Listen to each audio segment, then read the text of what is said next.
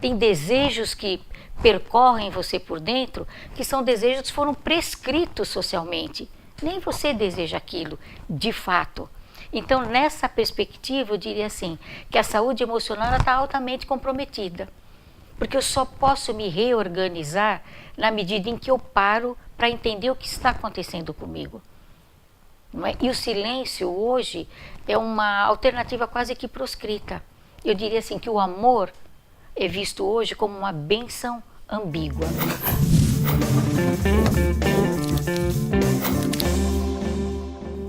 Maria, a gente começou a falar, eu introduzi esse nosso bate-papo falando de saúde emocional, né? E o quão isso está comprometendo, né, a nossa sociedade atual, que na verdade eu acho que essa questão do problema da saúde emocional ele já vem desde que o mundo é mundo. Então assim, falar da saúde emocional, eu acho que principalmente no contexto das mulheres, que eu acho que eu tenho notado uma acentuação muito maior, você também, você tem o privilégio de participar semanalmente de um encontro com mulheres também, a gente está em meio às mulheres aqui no consultório, você está muito com mulheres, né? E a gente tem visto uma confusão emocional muito grande dentro das mulheres, muito lixo emocional de muitas coisas, né? Queria que você desenvolvesse com a gente um pouco desse tema, um pouco desse assunto como especialista mesmo, né? Como profissional especializada nessa área. Tá. Bom, para falar sobre saúde emocional, você tem que dar uma olhada nessa sociedade pós-moderna. A sociedade que nós vivemos é uma sociedade que ela prima pela agitação, pelo barulho, pela euforia, pela falta de paciência e por uma outra coisa que é muito ruim, que são laços muito rarefeitos. Hoje existe uma ambiguidade, as pessoas dizem que querem ter uma vida afetiva, bem arrumada e etc, etc, mas elas querem ter essa vida afetiva versus a individualidade. Então é a vida afetiva versus laços frouxos, porque as pessoas andam com um nível de resistência tão baixo para abandono, para rejeição e etc, que elas começam o relacionamento e ao menor sinal de que isso, eu poderei sofrer com isso, muitos já saem antes que isso de fato aconteça. É uma característica de uma sociedade que inviabiliza o silêncio, essa quase que proibição para você ser triste. Por exemplo, eu vejo aqui no consultório, a pessoa perdeu um ente querido, não é? Ela vem para o consultório porque assim, vamos imaginar uma mulher, porque o marido diz, não, ela está triste demais, não sei o que, não sei o que. Você fica pensando, meu Deus do céu, ela perdeu um ente querido, é normal que ela esteja triste. Ela vai ter um período de luto para debelar, mas se bobear, o que vai acontecer? Ela vai procurar um psiquiatra para tomar um antidepressivo, um ansiolítico, e daí para frente existe quase que uma proibição numa sociedade eufórica que você viva esses sentimentos que são mais delicados. Assim sendo, é muito natural que você se perca de vista também. E outra é assim, agora é uma pergunta mesmo, aonde que as pessoas estão se fundamentando? Elas estão se segurando em alguma coisa? Eu diria assim, que via de regra, a grande massa não tem aonde se sustentar, eu diria, não é? Porque enquanto você não encontra um significado para a sua vida, você fica feito uma folha ao vento, uma paina, não é? Aqueles pelinhos, né? Painas ao vento. É isso que acontece. O que tem se percebido é que ultimamente tem ocorrido sim um certo movimento na busca desse significado via a própria religiosidade, a própria espiritualidade. Eu vejo muito isso no meu consultório. As pessoas, e elas procuram as expressões as mais variadas, não é? Desde da expressão assim, mais singela, mais graciosa, etc., até aquela expressão você fala, nossa, que coisa descabriolada que é isso. Então, o que a gente vê, por exemplo, no nosso país, é uma situação muito complexa, onde você olha para frente e essa visão se afunila, ela não se alarga, você não tem hoje alternativas que te convençam da possibilidade de uma melhora. Então, isso vai trazendo ao ser humano que estava acostumado a se pendurar em coisas concretas, isso está trazendo ao ser humano um nível de insegurança absurdo. Angústia. E muita angústia, não tenha dúvida. E paralelo a isso, você vê esse movimento que tem brotado de busca, eu diria assim, numa linguagem muito simples, sem nenhum receio de má interpretação. Na realidade, é busca de um Deus que me garanta me oferecer colo. E as pessoas têm, elas têm muito aquela questão, o que eu fazia não tem mais a importância que tinha para mim, não tem mais o apelo do propósito que tinha mais para mim, mas ao mesmo tempo hoje eu não sei, eu não sabia exatamente quem eu era, o que eu queria fazer. Então essa ponte entre o que você era, o que você fazia, o que você estava condicionado e era condicionado a fazer há tantos anos e que ali te provia e etc., passou a ser um vale gigantesco entre aquilo que você desejava e você ter a coragem de fazer, de assumir o que você deseja. Há uma palavra, aliás, há um verbo de ordem que sintetiza isso que você falou. Então, assim, chega uma hora que é muito importante você se reinventar. Existe uma fase que o Jung chama de metanoia. É como se você entrasse num túnel escuro. E porque ele é escuro, você vai ter que desenvolver habilidades adicionais para poder transitar. Mas é túnel, não é gruta, a gruta é fechada, a gruta não tem saída. Reinventar-se significa entrar nesse túnel, desenvolver habilidades ali, adicionais. Aliás, pensar habilidades que até que você tinha e não sabia que você tinha e sair desse túnel bem modificada.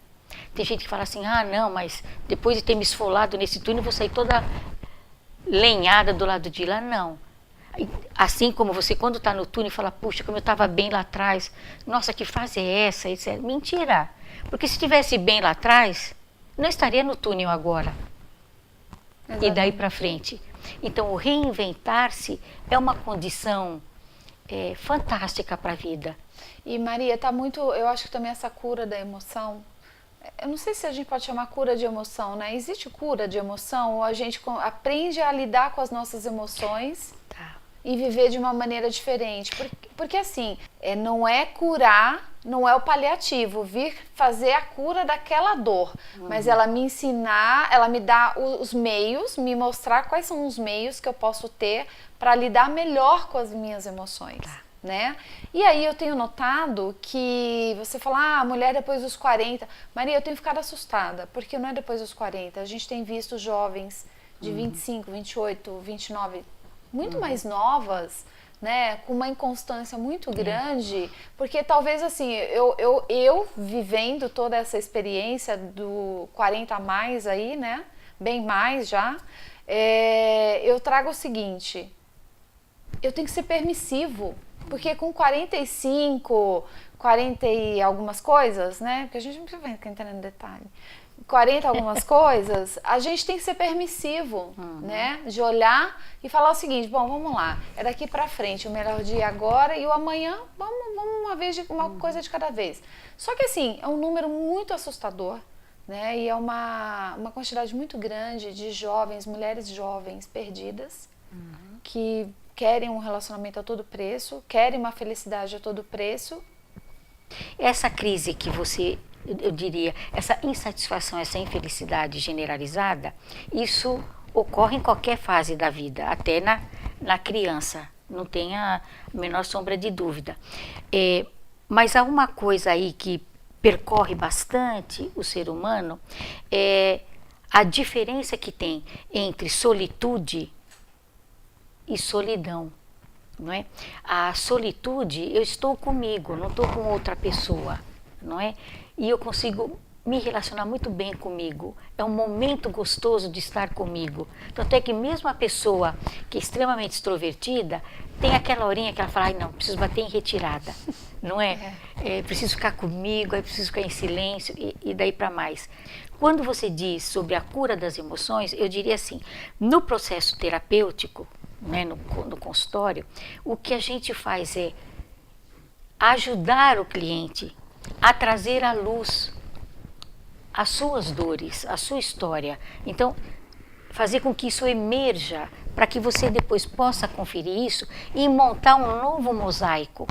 E aí acontece, após um bom trabalho, né, em cima disso, a transformação deste olhar sobre as emoções.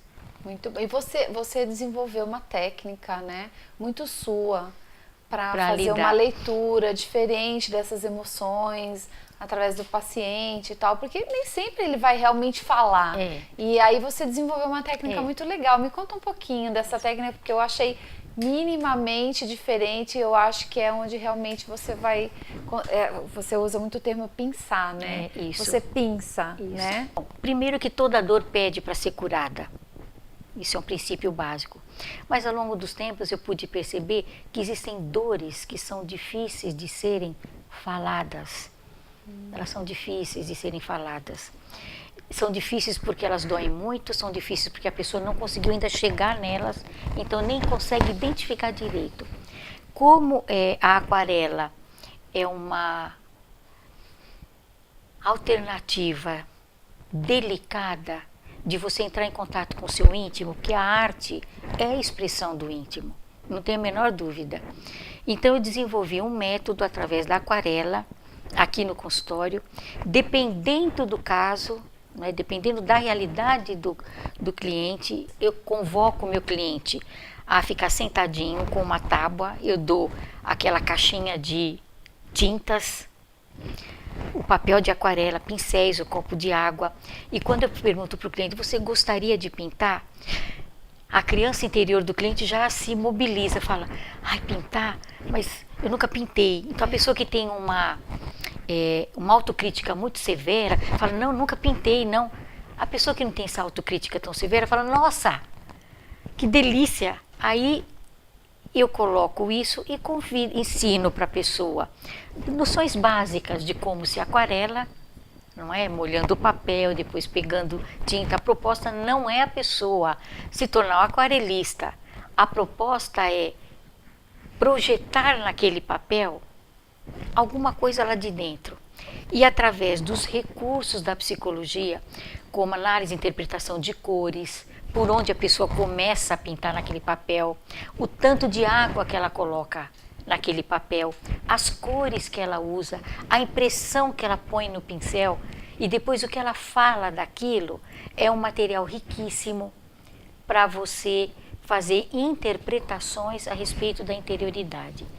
E tem sido um recurso, nossa, fantástico. Ele já foi reconhecido, inclusive fora do país, como uma técnica adicional.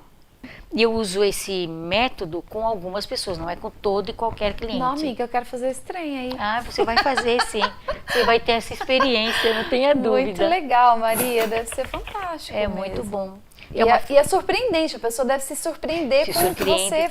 Depois você vai elencando daquela pintura. E também é interessante a experiência que a pessoa tem com a criança interior dela, porque é uma experiência lúdica. Não tem certo e errado, não é? Não arte tem, não tem. Não tem né? certo e errado. Então a pessoa fica, nossa, mas sei lá. Ai, desculpa, eu pus muita tinta. Eu falei, não tem problema, ponha. Assim como tem uma coisa linda na aquarela, você começa de lá para cá, não é daqui para trás, é daqui para lá. Isso diz muito. Outra coisa bárbara é o papel em branco. O papel em branco é um outro capítulo da sua história de vida. Tem a ver com análise. A água pura são os recursos que você tem dentro de você. Não é? Às vezes a capacidade de ter esperança, capacidade de sonhar. Às vezes a água pura é a dor. É o que você tem mais puro dentro de você. São certas histórias de vida que você já viveu e daí para frente. E depois disso, a experiência ela é muito... Bom, eu adoro aquarela, então para mim é uma experiência riquíssima mesmo.